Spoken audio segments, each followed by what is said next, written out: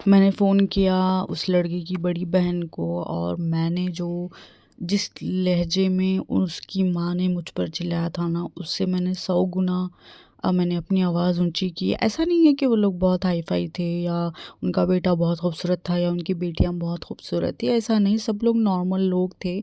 हम लोगों ने उस रिश्ते के लिए इसलिए हाँ किया था कि हमने जिस हमारी जो रिक्वायरमेंट थी, मतलब लड़की के माँ-बाप की तरफ से जो भी रिक्वायरमेंट्स होती है ना, उसके हिसाब से मुझे रिश्ते नहीं आ रहे थे।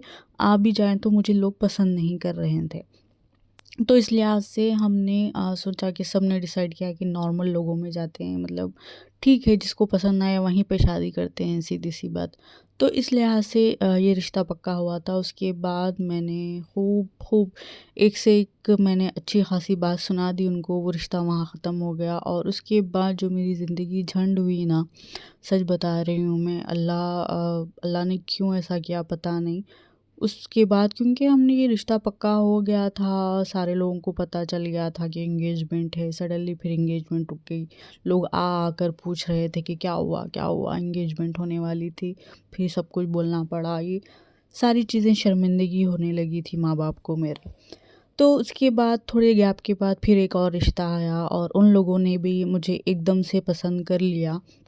वो लोग इस तरह से, वो रिश्ता तो अजीब-सा था कि वो लोग जिस मुझे देखने आए थे, वो लोग आकर उसी वक़्त बात पक्की कर कर भी चले गए। हमने लड़के को भी नहीं देखा, कुछ भी नहीं। जल्दी-जल्दी में उन्होंने पक्का कर दिया। अब मेरे घरवाले सोच रहे थे एक रिश्ता टूट गया है, दूसरा रिश्ता जब लोग आकर पसंद कर रहे हैं तो क्यों मना करना वो लोगों।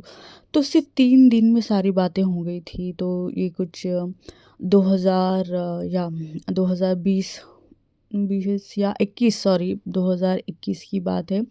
2021 रमज़ान से 2 दिन पहले की, जो रमज़ान शुरू होने वाला था 2 दिन की बात है।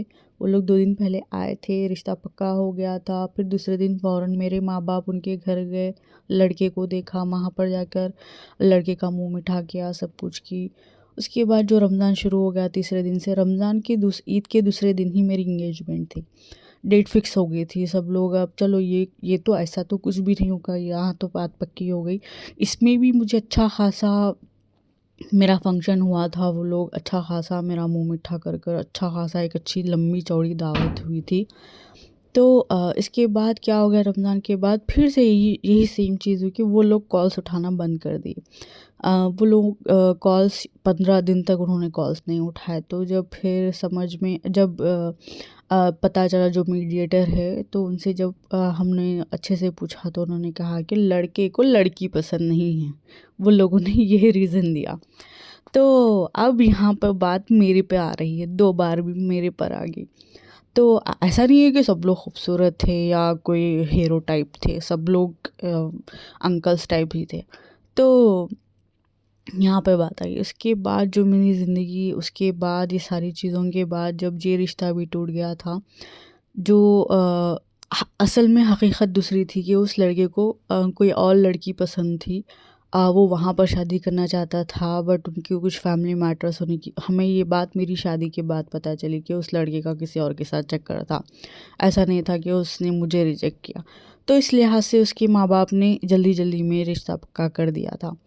तो उसके बाद जो लोगों के ताने, 2 बार भी रिश्ता टूट जाना, 2 बार भी ये सब कुछ हो जाना, क्योंकि दूसरी बार भी डेट फिक्स हो गई थी, सबको हम लोगों ने बोल दिया था कि रिश्ता पक्का होगा, कौन जानता है भई फिर से रिश्ता टूटेगा।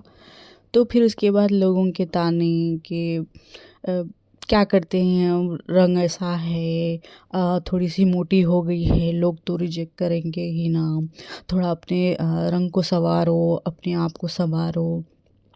लोगों ने ऐसी कई बातें बोलना शुरू कर दी, जो मेरे माँ-बाप के सर पर वो चीज़ें सवार हो गई।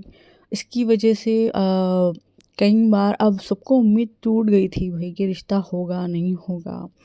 तो उसके बाद घर का माहौल, बर्ताव सब कुछ बदल गया मेरे साथ। उसके बाद रमज़ान के बाद जो मेरी जो हालत थी, अ, उसके बाद मैंने जो तहज्जुद नमाज़ें, कुरान को जिस लिहाज से मैंने पकड़ा ना, तो बस समझ लीजिए कि अल्लाह ने 6 महीने में मेरी ज़िंदगी को ऐसे बदल कर रख दिया कि इतना ज़्यादा रोती थी, इतना ज़्यादा रोती थी ना कि बस बहुत लंबी चौड़ी दुआएँ होती थी, बहुत ज़िद, बहुत गुस्सा, बहुत लड़ाई की मैंने अल्लाह के साथ कि आप मेरे खुदा हो, आपने मुझे बनाया, मैं आपकी बंदी हूँ, तो किस लिहाज से ये दुनिया मुझे तकलीफ़ दे सकती है अल्लाह? मुझे इस तरह से आज़माने की क्या ज़रूरत थी? तो ये बहुत सारी चीज़ें हो गई थी मेरी ज़िंदगी में। जैसा कि मेरे लास्ट वीडियोस में मैं आप सबको मैंने बताया कि मैं किस तरह से दुआएँ करती थी, तो यहाँ पर ये सारी चीज़ें हो गई। मैं नमाज़ अज़ान और नमाज़ के बीच की जो अक़ामत का वक़्त होता है, वहाँ पर दुआएँ करती थी, सजदों में दुआएँ करती थी, सजदों के दरमियान दुआएँ करती थी।